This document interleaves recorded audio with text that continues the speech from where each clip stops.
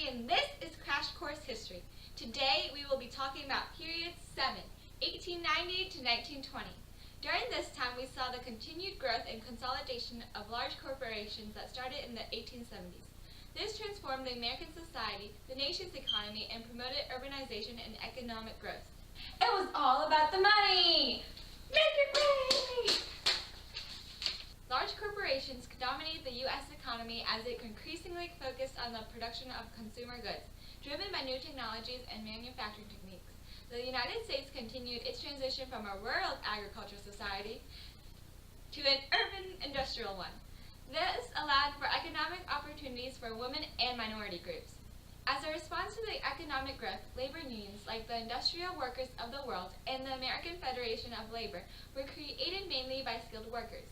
The AFL, led by Samuel Gompers, bargained for bread and butter issues, like higher wages and shorter hours. The major strikes of the era included the Homestead Strike of 1892 against the Carnegie Steel Company and the Pullman Strike organized by the American Railway Union against the Pullman Palace Car Company in 1984. These strikes played a major role in advancing the conditions of the worker in the workplace. While women and minority groups did see economic advances at this time, they were included in few labor unions. However, this gave the opportunity to create their own and organize with people who shared their same goals.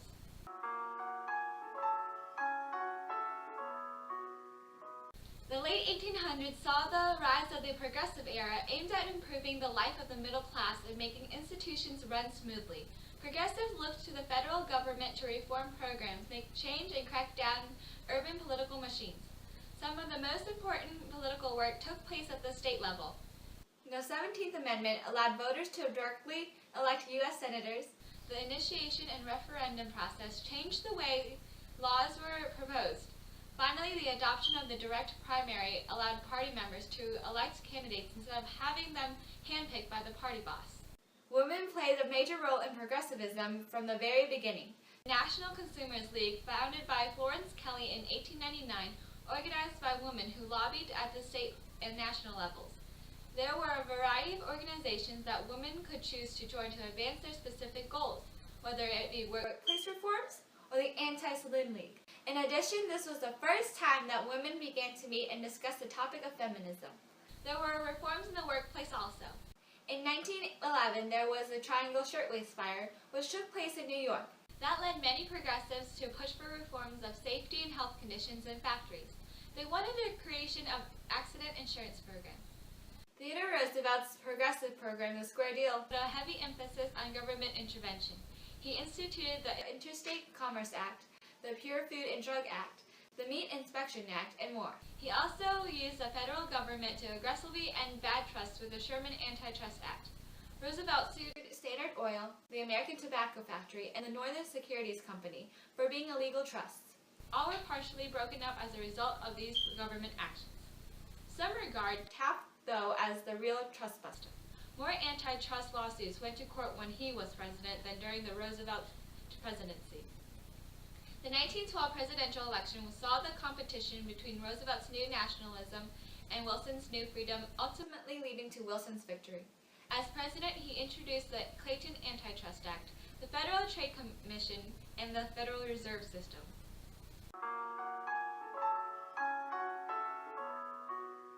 New technologies led to social transformations that improved the standard of living for many while contributing to increased political and cultural conflicts. Advances such as the radio, motion pictures, and automobiles produced better communication systems and greater personal mobility. The creation of the assembly line allowed these new technologies to be created faster than before and played a major role in the growth of a consumer society. During this time, you saw mobilizations of the American people to the cities because of urbanization and job opportunities. The Great Migration was a movement of African Americans to northern cities in search of jobs. Immigration was also heavy from southeastern Europe. With a mix of migration and immigration, many problems arose such as overcrowding and lack of jobs. Later, in the 1920s, immigration will be restricted for this reason.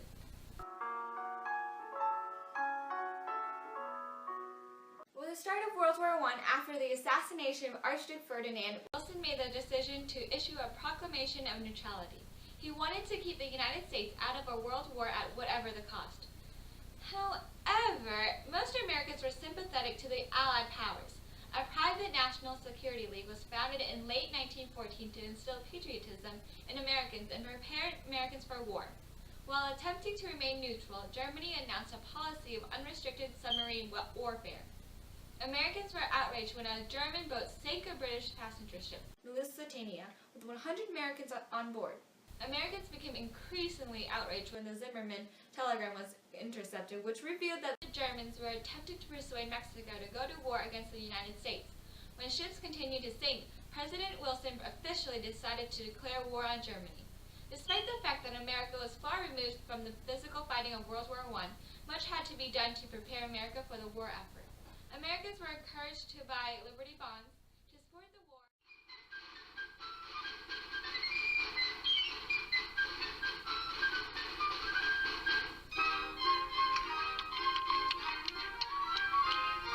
The tall man with a high hat and a whiskers on his chin will soon be knocking at your door, and you ought to be in.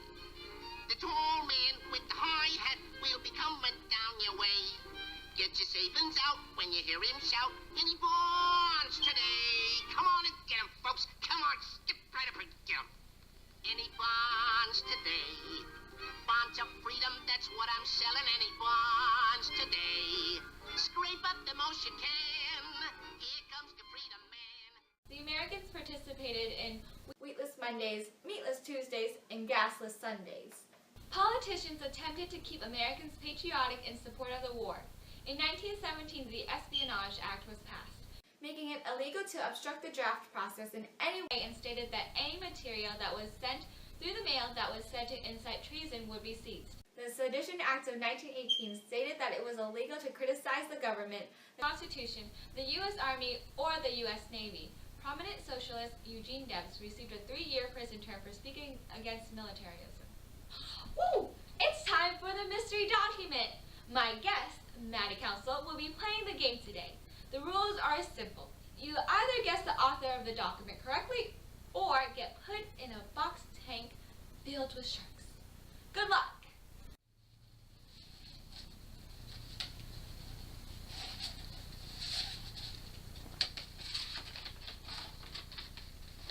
The program of the world's peace, therefore, is our program, and that program, the only possible program as we see it, is this.